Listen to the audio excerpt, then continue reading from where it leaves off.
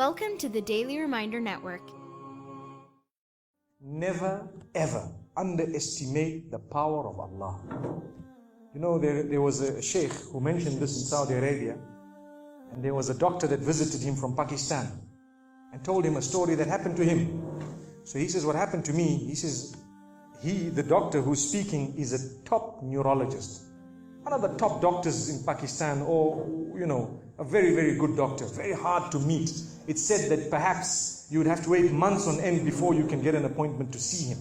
So what happened is, he says, I was flying from one city to another, very busy man, flying quite often within the country and perhaps even outside. And he says, suddenly the clouds built up. Huge clouds, and the lightning started striking, and it started pouring, and there was lots of turbulence, and one of the engines was struck and it was damaged. So we had to land. And so what happened is, the landing was at a nearby little airport or a little strip and so on. And when they landed there, it was a remote area. How are you going to repair this aircraft? A few people who were on it, it was a small plane, they were, quite surprised because they landed it in such a remote place. No one's there to repair it. They would have to wait, definitely. So the doctor asks the captain or the pilot that, you know what, how long are you going to be? He says, no, we're going to be quite long. Well, I need to get to that area. Look, he says, it's just a 3-hour drive by vehicle. So why don't you just go by road? And you know, you can go there and get there. He says, okay, good idea, because this is going to take long. So he decides to go on one of the tri-shows, you know, in Pakistan, one of the areas, wherever it was, and he jumped in. And as they started progressing, the clouds built again, and the lightning was striking, and the rain started pouring, and it was pouring so much that their vehicle could not move much more because of the mud and because of everything else. And so it was quite an open area with a bit of farmland, and after a while they realized, look, we're not getting anywhere. There's a little house here. Why don't we just go there? We can read our salah. Perhaps we can, see, have a bit of a meal or whatever else. And they decided to knock the door. Strange people, strange land, far off, out in the rurals. And so he knocks the door, and he's got his little bag and everything, and he walks in. An old lady happened to answer the door after a while, and they spoke to her saying, look, this is what has happened, and we're going from so-and-so to so-and-so, and we just want a place, we want to read salah and so on. And she said, no problem, you can come in. She had a little musalla, a little sajjada, and she had a little baby on the side, or not a baby, but a child. And the child, every little while, she's actually checking on the child, and she's sitting on that musalla, making dua and reading her own salah. These people fulfilled their salah, did whatever they had to. And when they were about to leave, they spoke to the old lady saying, thank you very much, jazakumullah khair, and so on. And, we're going, what's happening to this child, So the woman says, look, the child is an orphan.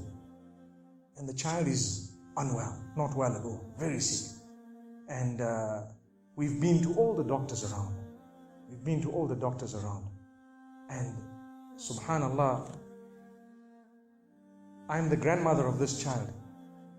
The doctors have told us that there is only one specialist around who can help this child.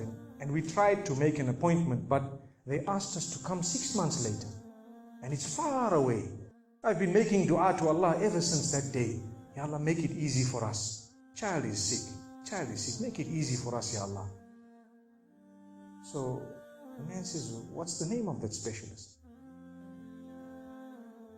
So the granny says, it's Dr. Ishan. Immediately this doctor burst into tears. Straight away, he burst into tears. Why are you crying? Your dua has just been accepted. For your dua, the thunder came, the lightning came, the engine struck, we came down, we came on the road, the rain came again and stopped us and so on. And do you know what? The rain only stopped after the question was asked. Now it happened. And now the woman starts crying. Subhanallah. And the doctor himself is telling the story, saying, that was me. It happened to me, he says. And he says, I learned that Allah's armies are beyond limits. Allah uses whatever He wants to get what He wants done.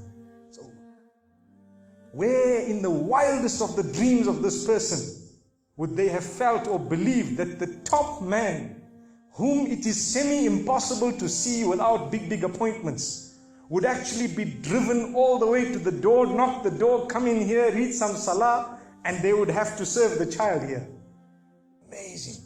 Wallahi, it brings tears to the eyes. But the reason I share it with you, every one of us has needs for Allah subhanahu wa ta'ala. Just keep calling. Just have yaqeen.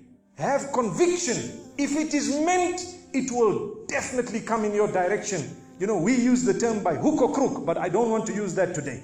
I want to tell you, by the mercy and power of Allah subhanahu wa ta'ala, it will happen, it will come to pass. May Allah subhanahu wa ta'ala bless us. May He open our doors. May He grant us all shifa. And may He make us firm believers that for Him, nothing is impossible. Donate now.